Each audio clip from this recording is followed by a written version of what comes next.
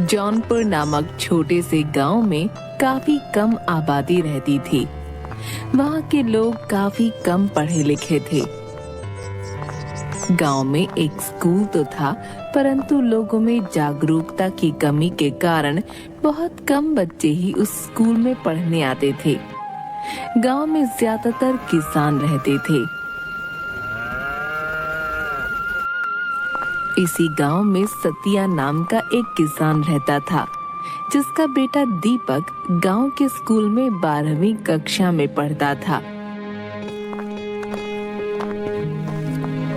अरे बेटा, अब तुम्हारी 12वीं की परीक्षा होने वाली है। उसके बाद क्या सोचा है? 12वीं के बाद पढ़ाई की कोई सुविधा नहीं है। पिताजी, 12वीं के बाद मैं शहर पढ़ने के लिए जाना चाहता हूँ। मेरा एक दोस्त भी आगे पढ़ने के लिए शहर जाएगा। सतिया ने बेटे की पढ़ाई के लिए कुछ पैसे जोड़ रखे थे। दीपक आगे पढ़ने के लिए शहर चला गया।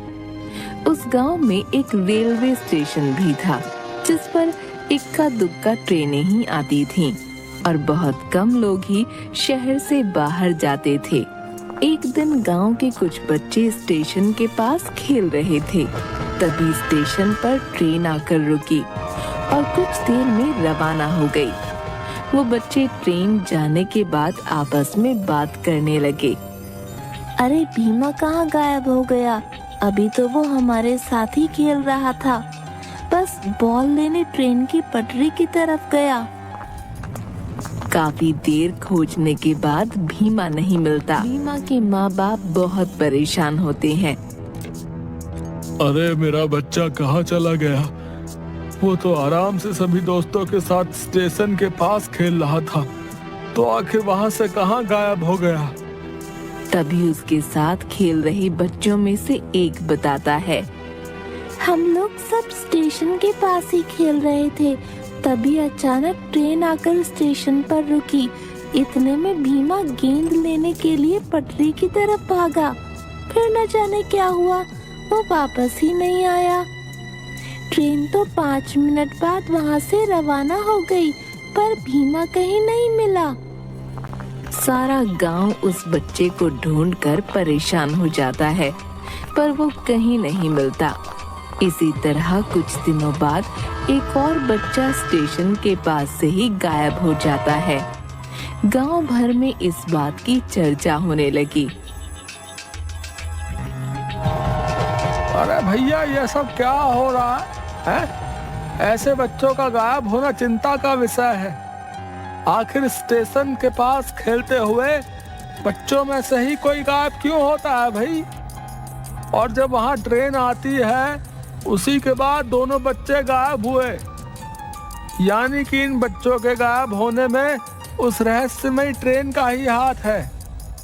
उसी ट्रेन में ही उन बच्चों को अगवा करके ले जाया गया है। हाँ, ये तो बहुत चिंता की बात है। 2 बच्चों का गायब होना कोई इत्तेफाक नहीं हो सकता भैया।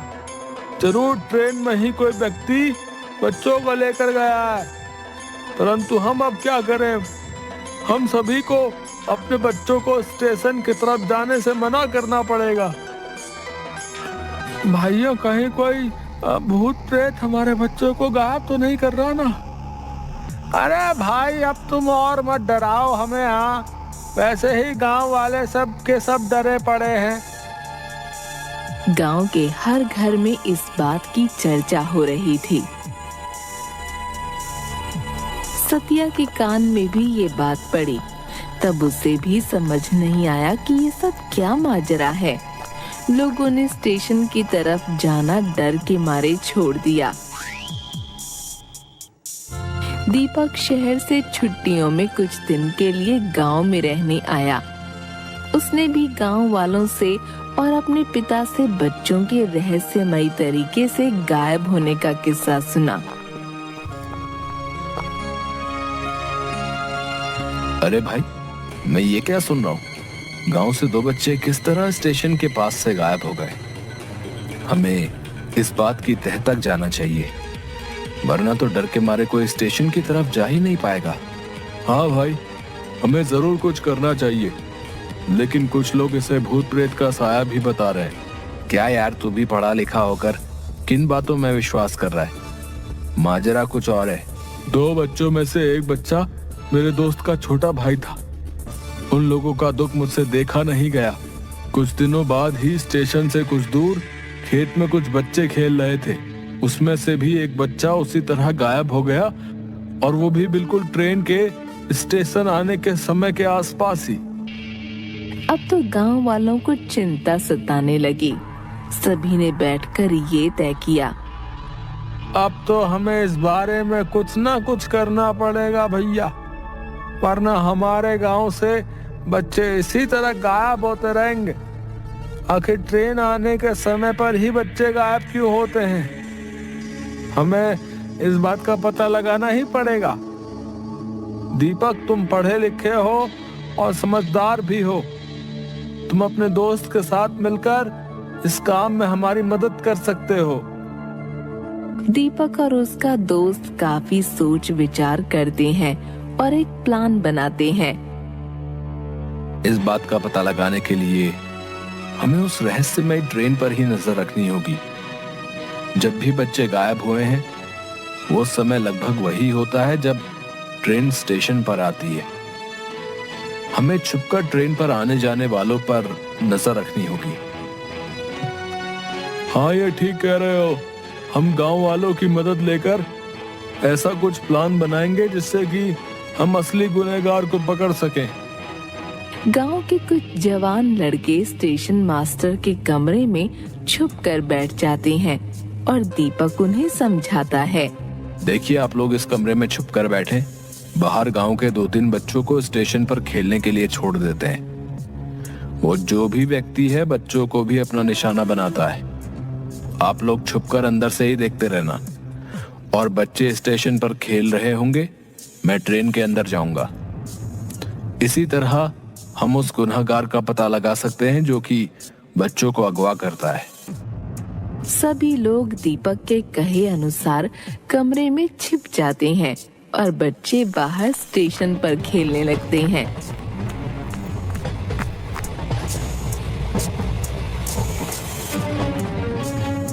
ट्रेन स्टेशन पर जैसे ही रुकती है, उसमें से एक आदमी कंबल ओढ़े बच्चों की तरफ बढ़ता है।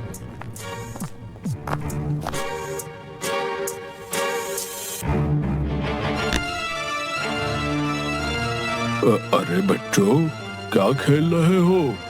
ये लो, मैं तुम सबके लिए चॉकलेट लाया हूँ। लो। वो व्यक्ति सभी बच्चों में चॉकलेट बांट देता है और उनमें से एक बच्चे को कहता है, सुनो बेटा, जरा मेरा ये बैग अंदर ट्रेन में रखवा दो, तुम्हारा बहुत भला होगा बेटा। बच्चा खुशी खुशी उस व्यक्ति का बैग लेकर उसके पीछे पीछे ट्रेन के अंदर चल देता है। दीपक और उसका दोस्त ये सब दूर से देख रहे थे। वो भी उसी डिब्बे में उन लोगों के पीछे पीछे चल देते हैं। दीपक देखता है कि वो व्यक्ति उस बच्चे के बैग रखने के बाद उसके मुंह पर रुमाल लगाकर उसे बेहोश कर देता है और वहीं सीट पर सुला देता है। ट्रेन में कोई ज्यादा लोग नहीं थे, इसलिए वो व्यक्ति आराम से इस बच्चे को अगवा कर लेता है। ट्रेन चल पड़ती है।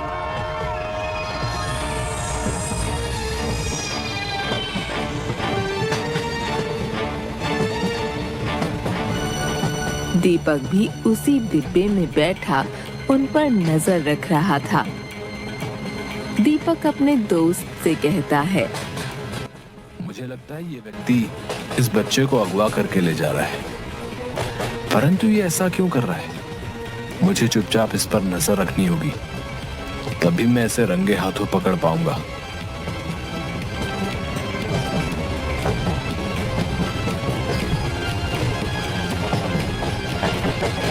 लगभग 2 घंटे के बाद एक स्टेशन पर वो व्यक्ति उस बच्चे को लेकर उतरता है और दीपक भी उसी के पीछे उतर जाता है। सामने से एक व्यक्ति आता है और उस किडनैपर से कहता है, अरे वाह भैया, एक और मुर्गा ले आए। ये तो बहुत अच्छा धंधा है। तुम उस गांव में जब भी जाते हो तुम्हारे हाथ एक ना एक बच्चा लगी जाता है और फिर हम उसे अच्छे खासे दामों में बेचकर मजा करते हैं। हाँ भाई, उस गांव में तो इतने बेवकूफ लोग रहते हैं कि कोई भी आज तक मुझे पकड़ नहीं पाया। हाँ, हमने वहां से 4-5 बच्चे चुरा लिए और उन्हें अच्छे दामों में शहर के भिखारी गैंग को बेच दिया, परंतु हम आज तक पकड़े नहीं गए। हमें इन लोगों का पीछा करना होगा ताकि हमें पता चल सके कि आखिर इन बच्चों को अगवा करके ये कहां लेकर जाता है। तभी हम इसे रंगे हाथों पकड़वा सकते हैं। हाँ, हमें बड़ी सावधानी से इन लोगों का पीछा करना होगा। हो सकता है हमें वहां अपने गांव से अगवा हुए बच्चे भी मिल जाएं।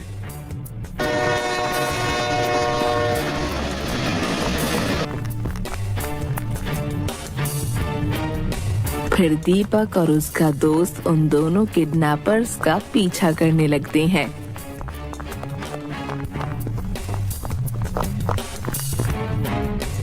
उस बच्चे को लेकर वो दोनों लोग एक सुनसान जगह पर पहुंचते हैं।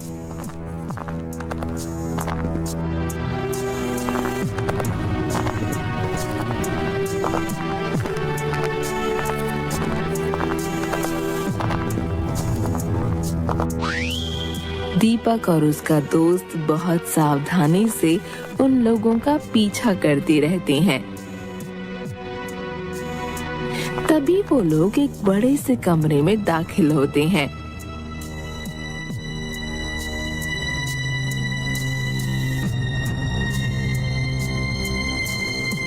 सामने बैठा एक व्यक्ति किडनैपर से पूछता है, आ गए तुम लोग एक नया शिकार लेकर। अब तो हमारे पास बहुत से बच्चे हो गए हैं जिनसे रोजाना भीख मंगवा कर हमारे पास बहुत माल इकट्ठा हो जाता है। सामने का नजारा देखकर दीपक और उसके दोस्त के होश उड़ जाते हैं। वहाँ बहुत सारे बच्चे जमा थे जिनके हाथ पैर टूटे थे। दीपक और उसका दोस्त चुपचाप बाहर आ जाते हैं। ये लोग तो बहुत जालिम और खतरनाक लोग हैं। इन्होंने इतने मासूम बच्चों को किस तरह मार मार कर अधमरा किया हुआ है और अपने फायदे के लिए उनसे भीख मंगवाते हैं। परंतु ये बहुत खतरनाक लोग हैं। हमें इन्हें पकड़ने के लिए पुलिस की मदद लेनी होगी। हाँ दीपक, तुम ठीक कह रहे हो।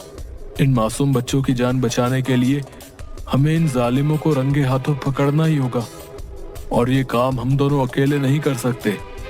हम लोग कल पुलिस के साथ प्लान बनाकर इन्हें रंगे हाथों पकड़वाएंगे और इन मासूम बच्चों को इस नर्क से आजादी दिलवाएंगे।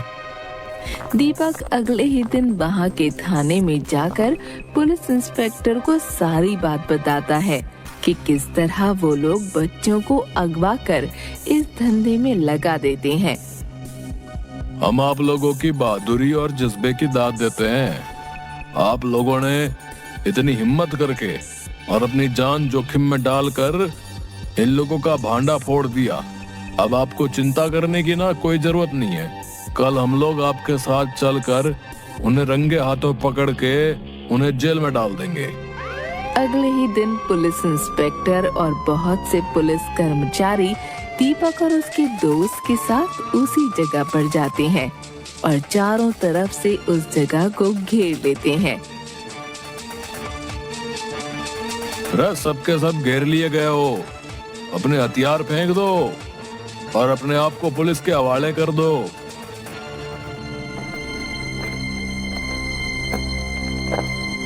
सभी अपराधी पुलिस द्वारा हिरासत में ले लिए गए। रे तुम लोग कौन हो हैं? और इन बच्चों को अगवा क्यों करते हो? जल्दी सब बताओ। पुलिस की मार खाने के बाद वो दोनों किडनैपर सारा सच उगल देते हैं। हम लोग गांव से बच्चों को चुराकर शहर में भिखारी गैंग को बेच देते थे। हमें इन बच्चों को बेचने पर अच्छी खासी रकम मिलती थी। वे लोग इन बच्चों के हाथ पैर तोड़कर इनसे भीख मंगवाते थे। ये लोग काफी समय से अपना धंधा चला रहे हैं दीपक। तुमने इन लोगों को पकड़वा कर बहुत अच्छा किया। इन लोगों ने और भी कई गांव के इस तरह के बच्चों को ट्रेन में अगवा किया है। जिस गांव की आबादी कम होती थी वहीं के बच्चों को ये लोग निशाना बनाते थे और हम लोग काफी समय से इनकी तलाश में थे, परंतु इनका कोई सुराग हमें नहीं मिल पा रहा था। तुम लोगों का बहुत बहुत धन्यवाद जो तुमने इतनी हिम्मत करके इन लोगों को रंगे हाथ पकड़वाया भी। ये तो हमारा फर्ज था इंस्पेक्टर साहब। ऐसे लोगों को तो सलाखों के पीछे ही होना चाहिए। इन्होंने न जाने कितने घरों के बच्चों को उनके माँ बाप से जुदा करके अपने फायदे के लिए बेच दिया। पुलिस उन गुनहगारों को जेल में डाल देती है और सभी अगवा हुए बच्चों को आजादी दिलवा देती है। दीपक अपने गांव के चारों बच्चों को वहां देखकर बहुत खुश होता है। देखो भीमा और बाकी बच्चे हमें मिल गए हैं। अब हम इन्हें गांव वापस ले जाकर आपसे इन्हें मिलवाएंगे तो वो लोग कितने खुश होंगे। दीपक और उसका दोस्त उन बच्चों को वहां से छुड़वाकर गांव वापस ले आते हैं। गांव वाले अपने बच्चों को जिंदा वापस देखकर बहुत खुश होते हैं और दीपक और उसके दोस्त का शुक्रिया अदा करते हैं। इस तरह दीपक और उसके दोस्त ने समझदारी और हिम्मत से काम लेते हुए इन लोगों को सलाखों के पीछे पहुंचा दिया। अब गांव वाले बहुत खुश और निश्चिंत थे।